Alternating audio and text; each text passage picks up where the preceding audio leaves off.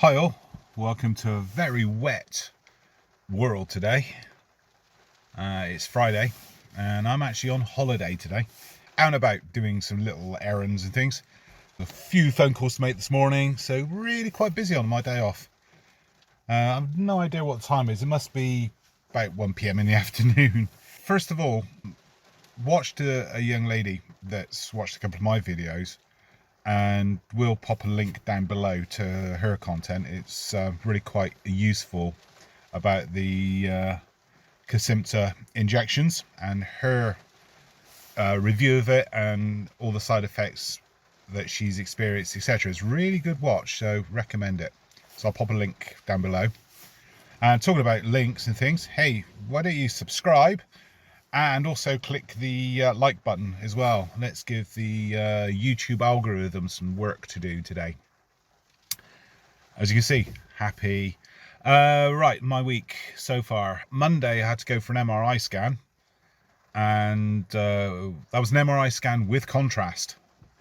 That was to have a look at the optical nerves on this eye and the back of the brain, etc. All I would say is the hospital I went to is one of our local community hospitals, they call them in Bristol, and whoever designed the disabled parking has obviously never been disabled in their life. Yes, there's lots of disabled bays to park, but from the disabled bay to the entrance to the hospital is a very long walk. As you're walking down the facade to the hospital, you're walking down a wind tunnel, and Monday was quite breezy and you're kind of walking against the wind, so it was quite an effort. So whoever designed the car parking there, bad. But the actual hospital itself and the staff, absolutely no problem at all. The MRI staff were brilliant, really helpful, really chatty, which is nice, and friendly. Mind you, to be honest, I've not met anybody in our hospital system in Bristol at the moment that has not been friendly. So fair play to the NHS, and cracking job. The actual MRI scan was great. It was about 45 minutes on gas mark 5 or 180 degrees. They came out and then turned over and put back in again, as it were. No, it was about a 45-minute scan, the first bit. Then I had to come out, have the contrast injected, and again, the staff brilliant. Didn't even feel the injection site. It's a little tiny bit of a, can I get my arm? Little tiny bit of a bruise there, but yeah, it's faded so much you can't see it, and there wasn't very much to start off with. So don't get me wrong. Didn't feel the injection, had no feeling of the injection, and then went back in for another 15-minute scan, and yeah, that all went really well. And then it was a long walk back to the car, which yeah, it did take a while because I had to stop a couple of times just to let the legs catch up with me, as it were. My walking is really bad, and I walk with this, I don't know what they call it, a rollovator, is it? It's like a little walking chair with wheels on it, and folds away and things. Got it in the boot of the car here. But yeah, there was the actual experience was no problem at all. The staff helped me get up, get down. I hate sleeping on my back anyway, so it's not the most comfortable position for me. But yeah, earphones, listening to local radio. Hey, that's my only complaint. Local radio, rubbish. Could have put some random music on, but the local radio is more adverts than it is music. So yeah, really strange taste, but people do like it. They have it on in the office as well. Drives me nuts. So what else? On Wednesday, had to go to the eye hospital again to go and see the consultant. I was hoping that my MRI scan results would have come back, but they weren't quite ready at the time. Had the optical eyesight test again and the field test again. Yeah, the consultant looked at the photographs they took last time I was there, and he showed me that my left eye, the back of the eye where the optic nerve is, the optic bundle, I think he called it, is thinner than the right eye, by a lot. It's just over half the thickness. And he could say, you've had a relapse in the past with this optical neuritis, which I had in 2006. And again, from this last relapse, he said, yeah, you can see the damage there, but the MRI scan will show better if it's actually the eye, or more likely the back of the brain. I know, talking to him, I explained to him that I know the feeling in my hands and my feet is not my hands and feet, but the back of my brain, or the spinal cord, one or the other. It's quite odd to describe. The other 2 days, so that was Monday, working from home, go to have an MRI scan. Tuesday I went to the office and worked. Wednesday it was work from home and go in to the hospital in the afternoon. Yesterday I worked and today I got a day off, so it's been a really weird week. So it's like home, work, home, work, home. It's like weird, but never mind. Life has returned to normal since the unfortunate death of the Queen. All the ceremonies is finished and we're all back to basically fighting for survival, as it were. Cost of energy has gone up. It goes up officially tomorrow. It's a lot, that's what I'd say. Even though the government have put a price cap on certain bits, the average person doesn't save, and it won't help them too much. But that's a matter for government and politics and things, and I don't particularly want to discuss that on this channel. As you know, I've had the car modified with hand controls. Certainly getting used to it driving now, and it is really nice to have the freedom to be back driving again. At least I get to the office and home, and it was quite funny. When I went to the hospital on Wednesday, my wife came with me, because parking around the hospital is a nightmare. There's absolutely zero parking, disabled or ordinary parking, anywhere near it. So the idea was she was going to drop me off and then just go and find somewhere to park somewhere, and I'll give her a ring to come back. But anyway, we were lucky. As we were just about to unload me, a car moved and freed up a parking space, so we just dived straight into it. Anyway, as I got out of the car and got the walker out the back, it started raining and raining and raining and raining and raining. I'm not moaning because we need it, but it did absolutely bucket it down with rain. So I'm crossing the road, walking with my walker, and as I got towards the other side of the road, or I think you guys call it the pavement in the States, getting back towards the walkway, the pavement here, this lady, I have no idea who she was, absolute stranger, comes rushing over to me with a brolly and says, let me help you, let me help you. And she absolutely walked me the rest of the way into the hospital to make sure that I wasn't getting soaked. I was really kind of surprised, and yeah, it's unusual for the UK, because you can walk down the street and nobody talks to you. Yeah, this young lady came over and sort of really assist, so I'm really quite touched with that. So whoever you are, thank you. As I was saying, what was I saying about my wife? Oh, that was right. When I finished my appointment, I went back over the road to where my car was parked, and it had actually stopped raining by then. My wife opened the boot remotely, and I put the walker in, and I noticed then she was stood right next to me. She said, right, you're driving back. It was rush hour, and it was horrible. It took us over an hour to do a drive that should take no more than about 20 minutes. So yeah, I inadvertently ended up driving, so I don't mind. Now I've got the controls. It reminds me, I must actually give you a bit of a tour about it. It's really exciting. Trust me, it's really, really exciting. So what else?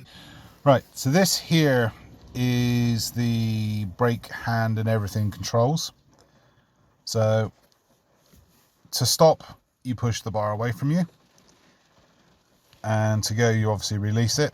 And this here, and you can probably see it there, this is the accelerator. So you pull it towards you to go faster, you let go of it and then push the brake away. Don't, whatever you do, do what I did on the first day ever. Push that as hard as I could and pull that back ready to go, and then let go of the brake. The car ended up wheel spinning, and it's not good for your tires. So, and this little switch here is the indicator. So indicator, turn it right, turn it left. I don't know if you can see that. It just sort of clicks over like that. So that's the turn left and turn right. It stops itself after 45 seconds, which is annoying, especially if you're in queue in traffic to turn right or something.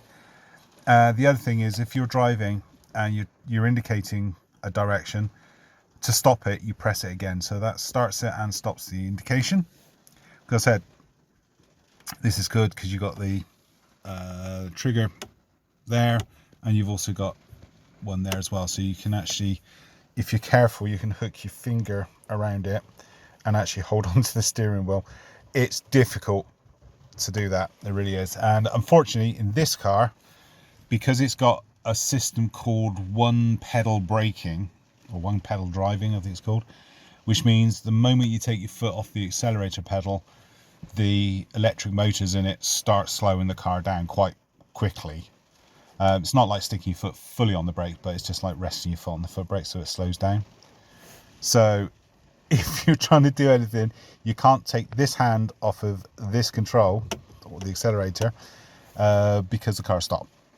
And this here is on a bar. I'm just trying to see if I can you see the pedal down there? Can you see the brake pedal? It's connected to it, so it's pushing as you pedal down. So yeah, that's the car controls. Downsides of it, which I find not annoying, but you have to pre-configure this particular model before you go. One of the annoyances of the car, not the controls, is the auto wiper control. When you switch the engine off and then switch the engine back on again, it forgets that the wiper control is on, even if the stick is in the right position to say auto wiper. So if it's like today, you have to turn it off and then turn it back on again, which turns the mode back on. So then if it rains, the wipers start on and off of their own. The volume for the stereo is annoying because it's on the right hand side on the control, and as you can't take your hand off the accelerator brake thing, you can't turn the music up or down. So you have to preset your volume of your music beforehand. Also, if anybody phones you on the phone, this car's got hands-free installed as standard. It's difficult to operate because you can't take your hands off the steering wheel to press any buttons to take the call, and the car itself doesn't have voice recognition unless you push a button, and then you can talk to the car. So if I go, see the car just. Which album would you like to play? Anyway, that's the car. So we'll turn it. You can't change radio stations or anything like that. We'll drive in because your hand cannot leave the steering wheel, the control. As soon as you take your hands off the accelerator, this car slows down. Like I said, it's got this one pedal driving, which is a car feature, not the control. Was it worth the money? Hell, kind of yes. It's got me moving again. Yes, I can drive. Yes, everything. Yes, yes, yes. However, I still can't believe the indicator switch I showed you, which is an optional extra, that cost me an extra 240 quid. The switch itself, because I come from a background of electronics, that switch would have cost me no more than a couple of pounds to actually buy. But anyway, unfortunately in this country, if you are disabled and you want any disabled services, yes, you can get the VAT back on most things, but you get stung heavily for the costs. So something you would cost an able-bodied person, let's say insurance, an able person would cost you holiday insurance about 25, 30 pounds. Disabled person, put 100 in front, so it's 120, 130 pounds. Depends on what your illness is. So that's the car. The other thing, other two bits of news is I broke a tooth a couple of months ago. My dentist has been off because he broke his hand playing football, apparently. I don't know how you know you break your hand on playing football, unless he's a goalie. But I've got a dentist appointment for an inspection of that next 2 weeks' time. And in I can't remember if it's 3 or 4 weeks' time, it's towards the end of October, I've got a combined flu jab and my 5th COVID jab. So they're combined, one in each arm apparently. So you get to feel twice as bad. So actually no, the flu jab generally doesn't give me any cold symptoms, more than a little bit of an ache and a sniffly nose late in the afternoon of the injection. So if I have the injection at 8 o'clock, by about 5, 6 o'clock, I'm sort of feeling a bit stuffy nose and things, but it doesn't usually go any further than that.